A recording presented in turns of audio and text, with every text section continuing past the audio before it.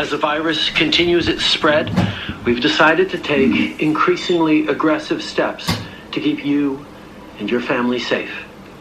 First, we will be denying entry to Canada to people who are not Canadian citizens or permanent residents. 久しぶりに化粧した2週間ぶり。皆さんこんにちは、ちょいちょいです。お久しぶりです。今日はカナダでは今どのような状況なのかをお見せしたいなと思って動画を今撮ってます。カナダ政府からは外出は禁止とすごい強く言われているので、スーパーやドラッグストア、あと銀行など本当に最低限必要なお店、ビジネス以外は全部閉まってる状態で、それ以外のことで外に出てると警察に声をかけられたりして、聞かれて答えられないと罰金取られたりするので気をつけなきゃいけないんですよ。でも今回は私2週間外に出てなくて、買い物にさすがに行かないと生きていけないので、これからスーパーに買い物へ行っていきたいと思います。ルームメイトと今スーパーに向かってます。私の家に入ってたポスターによると、オンタリオ州の政府から配られた公式の情報なんですけど、まずはちゃんとしたローカルの保健機構などの情報をちゃんと聞くようにする。手をちゃんと水とソープで最低でも20秒間洗う。でアルコールの、もし手が洗えないときはハンドサニタイザーで使う。むやみに目鼻口を触らないことを、ソーシャルディスタンシングっていう言葉がすごい言われてて、今こっちでは一緒に住んでる人以外外歩いてるときはちょっと2メートルの距離を空けないといけないっていうことが言われてます。咳をするときはちゃんと手でこうやって押さえるんじゃなくて、腕のところで押さえるのが一番いいって言われてます。そんな感じですかね。ちゃんとマスクをして出かけますね。私は日本から持ってきたストックがあったんでつけて予防してます。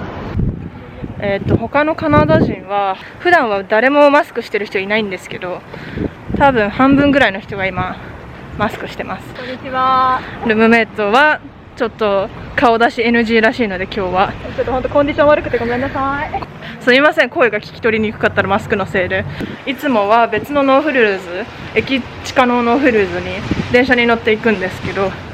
ちょっと電車もあまり乗らない方がいいって言われてるので、今日は20分歩いて、ちょっと遠いんですけど徒歩で来ました。ソーシャルディスタンスで2メートルずつ人と人との間に線が貼られてます。マスクしてるから普段より顔色もしてるから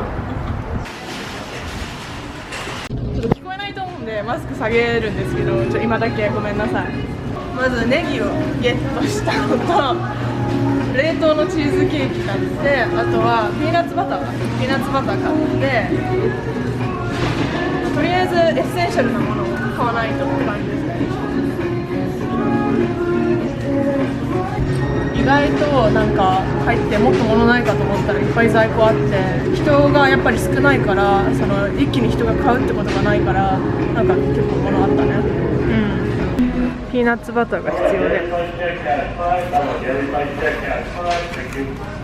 安い。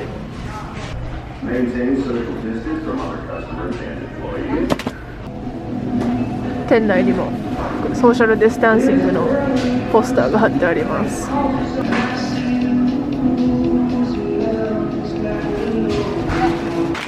帰ってきました。たくさん買いました。これからこの買ったものをサニタイジングしていきます。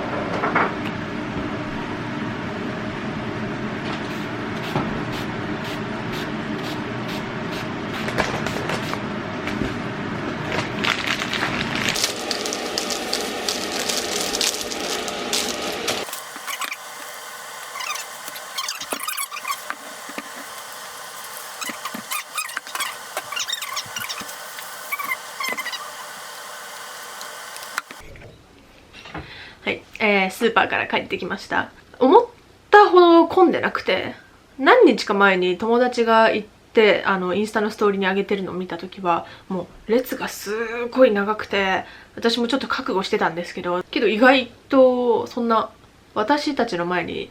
4,5組ぐらいしか並んでなくて、で物も思ったよりたくさん置いてあって、私が感じたのはロックダウンが発表された頃はやっぱりみんなパニックになってトイレットペーパーとかいろんな食材を買い占めてたのでほとんど物がなかったんですけど、今はもうちょっとこの状態が日常化してきた感じがあって、もうみんな買い占めとかもしなくなって意外となんかリラックスな感じでしたね。それとあとこういう冊子が各家庭に配られてて、ここにいろいろその予防の時のための情報とかどこに連絡すればいいかとかこういうのが配られたんで、もうちょっと、パニックというよりも一人一人が危機感を持って責任を持って行動しているという雰囲気でしたね。 Addressing COVID-19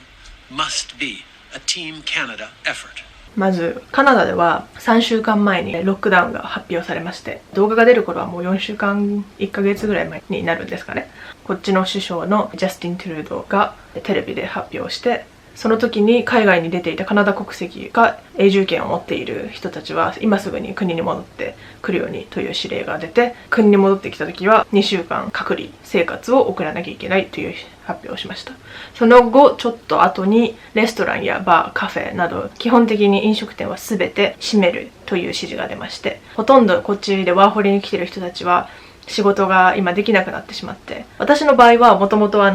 家でパソコンでしてる在宅の仕事だったんで今のところ影響はないんですけど、それでもまだ安心はできない状態で、たまに私の動画、過去の動画にも出てた韓国人のルーキーという友達もグラフィックデザイナーをしてたんですけど、彼を含めたその会社のマーケティングチームが全員一時解雇になってしまうような事態も起きてて、今どこの業界も苦しい状況で、でもやっぱりこういう対処を取らなければコロナは収まらないというのを首相は毎日のようにテレビで毎朝アップデートがあるんですけど言っていて、でその代わりの失業保険手当などが申請すれば今出る状況になっています。失業保険以外にも新しいお金のサポートが出るプログラムなんかも今出てきて、なんとか生きていける状況ではあるんですけど、でもやっぱりたくさんの人にとっては厳しい状況になってますね。撮ってます今。はい。どうですか今状況は。ワーホリしてたんだよね。そうやね、ほんまに正直きついこの状況になって飲食店全部閉じて、ほとんどそう、でも周りの人そうでしょ、ほとんど。もうほとんどそうやね。なんか仕事を失ってる分やっぱ収入がないから、もうほとんどのやっぱ国の人たちも帰国してるし、でもやっぱ、今日本の状況見てると、そうね、今帰ってもコロナが心配だし、日本に帰ったところで安心かどうかって言われてもね、わかんないよね。ほんとビザ返してほしい、それか延長してほしいって思うけど、そう、そこが一番ね、入国もすでにしちゃったから、そこからもう1年だから絶対カホみたいに困ってる人いっぱいいるから。そう今もうエアカナダ自体がもうストップしちゃったから、帰るとしたらほんとアナとかゼロでしか帰れなくなっちゃったっていう状況かな。4月30日までは一応、5月からもし飛行機がダイレクトのやつが出るんだったらそれで帰ろうかなとは思ってるかな。全てが不確かな状況だから何も決められない状況が続いてる感じで、私の仕事は熱盛だけなんでDIY するか、本当だよ、虫捕まえるか、カホのフルタイムの仕事フルタイムなんで、フルタイムよりも働いてるけどな、熱盛オーバーワークしてる。やっぱり自分が大丈夫だと思っても、自分が知らずにその菌を持って、それでそのまま出かけて、で知らない間に誰かその持病を持っている人とか高齢者の方に移った時に一番大変な状況が起きると思うので、それを防がなきゃいけないということで、若くても健康でも関係なく家で過ごしましょう。おうち時間、クアランティーン、英語でクアランティーンって言うんですけど、日本語だと何て言うのかな、隔離生活。